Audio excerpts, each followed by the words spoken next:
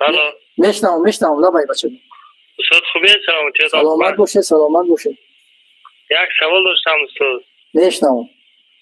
همین ابو منصور ماتریدی در کتاب توحید آیت الرحمن علی العرش استوى چی گفته باشه؟ بارک الله.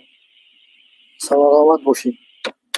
حضرت امام ماتریدی رحمت الله علیه در کتاب توحیدش در صفحه 53 میگوید که خداوند جل و علا همون آیاتی که الرحمن علی العرش استوى باید که اینا تفویض کرده شود به خداوند. استوا اون یلیق به استوایی که لایق به خداوند جل و علا داره از کیفیت منزه.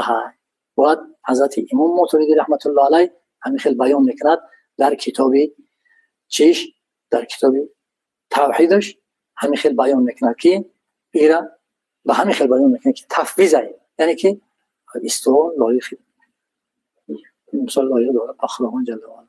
حضرت امام مالک رحمت الله علیه حکایت میکنن در حلقه درس میگه نشسته بود، ناگاه یک انسان ناشناس آمد و مخصوص درباره همین آیه پنجمی سوره طه پرسید که خداوند جل و علا در قرآن میفرماید استعیذ بالله الرحمن علی العرش استوى چگونه است کیف استوای الله تعالی گفته. ای حضرت امام مالک رحمت الله علیه پرسیدن.